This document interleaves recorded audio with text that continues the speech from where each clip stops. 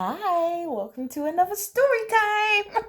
So, I'm not gonna lie to you, I have been griping to do this story time. I did not want to do it. The stories kept changing. It was like, well, what story time should I do? So, we're gonna do a characters A B story time, male and female. I'm sorry if you can hear my son, his mouth is as big as mine. Like, seriously, it's as big as mine. He's upstairs, so that's how big his mouth is. Um, Love him though, intelligent as hell. Um, so intelligent as hell. Don't even want that in his existence. Sorry, wording is not good. Okay, so basically, let's say we've got him and her. We'll just say that's A and B, him and her. They met on a dating website. On the dating website, let's say, oh God, we've got to give it some time so it holds gravity. Okay, let's say 4 years ago. Okay, so now you've got, yeah, 4 years is a long time because it passes quickly, but it actually solidifies so much. So, okay, so they met 4 years ago. He was cagey, defensive. You can tell he had been hurt. She was cagey. She was defensive. You can tell she had been hurt. So for 4 years, they tussled back and forth, dating, not dating, but they were very sexually charged towards each other. So there was definitely connection, but what type and style of connection did they actually give each other enough time to learn it? Anyway, over the years, they've got in with each other. He is playing the male role. They are going with the flow. Do you know what I mean? Like, there's no titles because every time there's a title given, he runs for the hills. Okay, so let's not pretend she's not tried to have this conversation. She's tried to have this conversation on so many occasions. But in his actions, everything he does represents the perfect man for her. I mean, door opening, financially stable, confident, his masculinity is on point, willing to learn, adjust, communication. I mean, she is in awe. And he rides her mood swings, her determination, her work ethic. Like, he gets mad at her work ethic because she is like a drill sergeant in this world, right?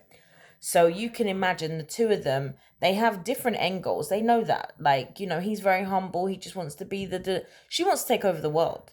So this is the driving force behind it. He has big goals, but they're not as, I don't know, like freight trained like hers are. Like, she's got multiple let's go.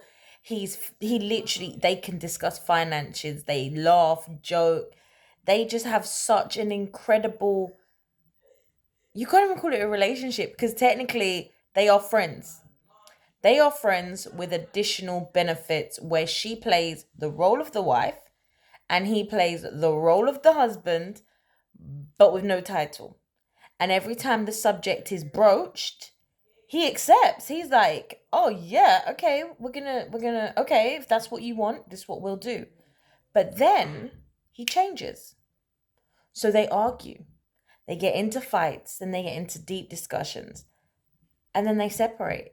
But gravity just pulls them back. You know those echoes, those lasting little things, it pulls them both back. They could literally meet up with the intention of just checking in or even start texting, just checking in because they've got a solid, friendship they've had for years. Anyway, let's say this year is the final year. Let's say this is the last year, right? Of the whole friendship, right? Where now she's got to the point where she's like to him, I've had enough. My whole family knows you. All my friends know you. You are the man around the house. You're the man in my life. You're the man in everything that happens. I mean, down to the point where if she has a deadline, he will adjust his schedule to be of assistance. He will go the extra mile in ways that people wouldn't even comprehend. All right, prime example, Then let's say she gets locked out of her house one day. He's just finished a night shift. Now this is a 12-hour night shift that he's done back to back for 4 days. So he's on his last legs because he struggles sleep in the day because he rotates. Anyway, yeah, that's a good way of putting it. Yeah. And then all of a sudden, she calls him. This is what's happened. He drives from his house, which is in the other side of town, past where she lives, to the other side of town. That's an hour something.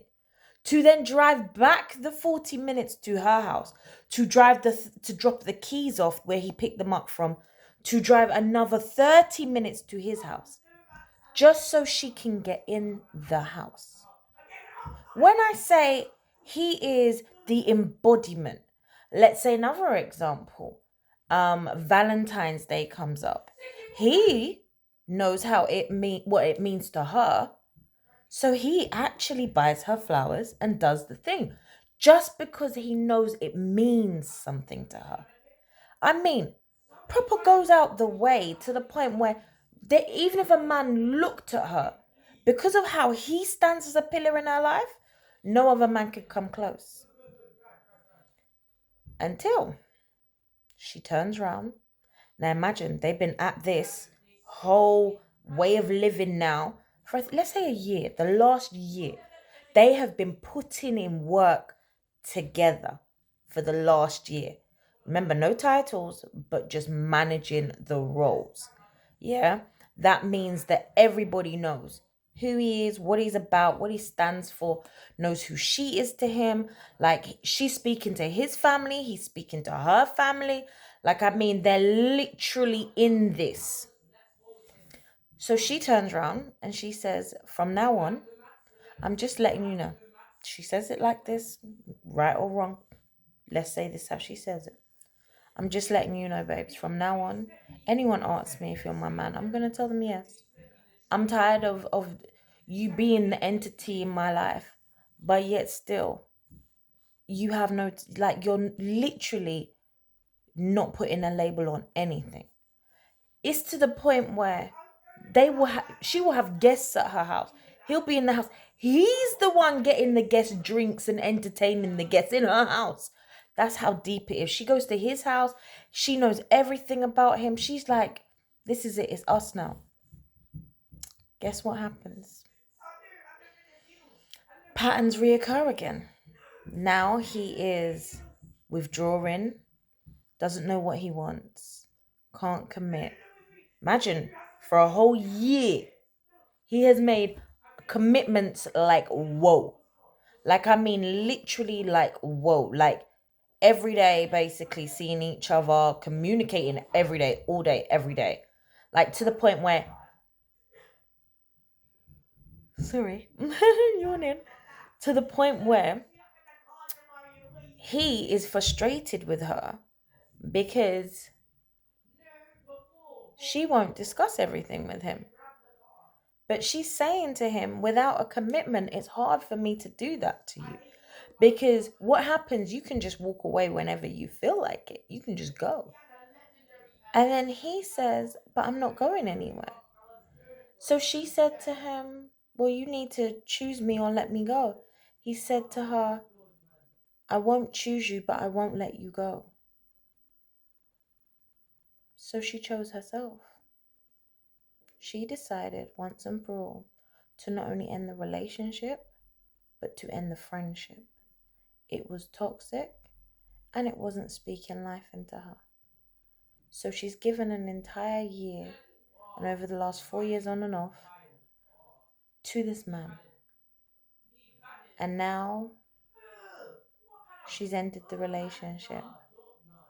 And then he turns around and says that it will be a sad loss. And it's a sad loss for him.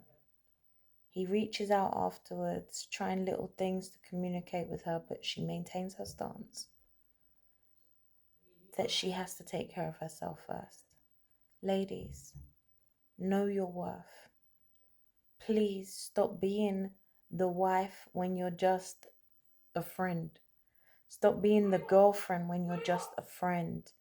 know that when a man knows almost instantly if you're the one for him, right or wrong. There's no perfect woman. It's perfect for him. It's perfect. There's no perfect man. It's perfect for you as a woman, because I'm a woman. There's no perfection. There's no blueprint. Know that when you know, you know. And everything after that is about preserving you. True, genuine care would not have you dangling on a string, will not have you confused, will not have you feeling as if you don't know whether you're coming or going. And a man knows this, but he enjoys the comfort of getting all of that and being able to walk away when he wants to. Men, I applaud you for loving these women. Oh my God, the way you show them love. But if you are not there for a full commitment for something greater, let her go, please. Because not only are you scarring her in ways that is not fair for the man who's truly wanting to love her, but you're teaching her lessons that just may break her for a period of time that is too long. God willing, she can bounce back. God, and this works the other way, vice versa. Women, stop being everything to a man, but not giving him your all. Stop putting yourself out there in such a way that he feels that he's indebted to you, that he can't go anywhere without you. But yet still you won't keep him.